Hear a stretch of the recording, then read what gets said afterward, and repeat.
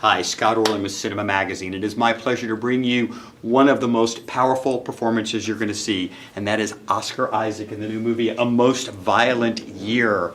You're such a non-violent person, but the movie, it's an interesting play on words, because it's really, the movie is not a violent movie. It just happens to take place in New York during that time. Right. So what was it about New York in 1981 that made it such a great backdrop? Yeah, well, it's also these people's most violent year. This family that you see, Abel Morales, who I play, and Anna Morales, who Jessica Chastain plays. This is their most violent, hectic, horrible year, and they're just normal people. They're running a business and trying to make it in New York City, in Brooklyn, in 1981, which statistically was the most violent year on record. Crime was, there was an intense crime wave going on. There was a massive recession of people just leaving, going out to the suburbs. And it was on the brink of collapse, economic collapse. It's much like Detroit is now. So that's when this guy, when everyone else is leaving, he decides, you know what, no, we're going to build. And this is a chance, this is an opportunity, because he has a long view, he has a vision of where they can go.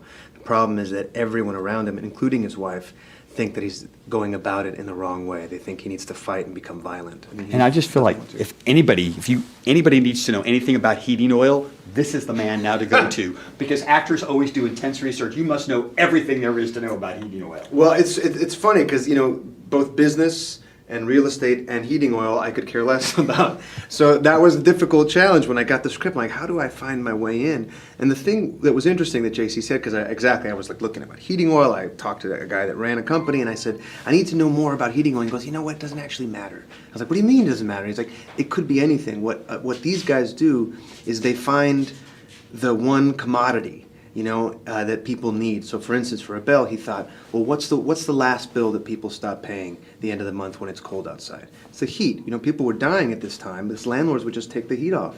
And so he thinks that's a business I want to be in, because that's a necessity. It also speaks to, the sociopathic tendencies of like these hyper-capitalist businessmen who just see people as commodities.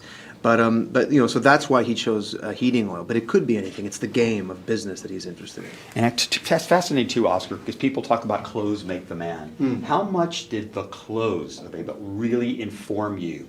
Because while it's definitely 1981, there's a sense of power about these threads. Sure. Well, there are these beautiful suits. I went to Martin Greenbaum, who's a tailor in Greenpoint, and he's been, that place has been there for 100 years. And he's actually has a similar story, immigrant story, where he came to this country and started off cleaning the floors, and now he ended up owning the place and tailoring suits for Obama and different presidents, and it's pretty incredible. So he made these suits, and JC had said something really helpful for an actor. He's like, this isn't about fashion.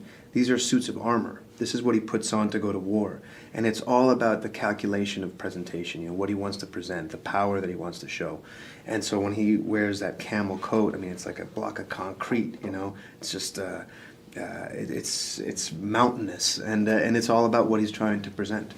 And a last question for you. I'm always fascinated when actors have to do particular physical activities in a movie. Running, for example. Because you think like they do it once, they run, they come back, and the scene is done. But it could be 40 or 50 takes you have to do that. So how is your athletic prowess in these moments? Because you were running. You had some good little sprints going on. Yeah. Well, it's a theme throughout the film. He is the long distance runner, both literally and metaphorically. And so yeah. It was pretty intense, because when you see him training, he's in his trainers and sweat gear, and that was easy. But when it came time to actually run for his life, I was in loafers on frozen ground, and so there is a moment when I fall, and I just went with it and kept going, and that ended up being in the scene. Because what's great is it's like real life. You can train and train, but something's always going to go wrong.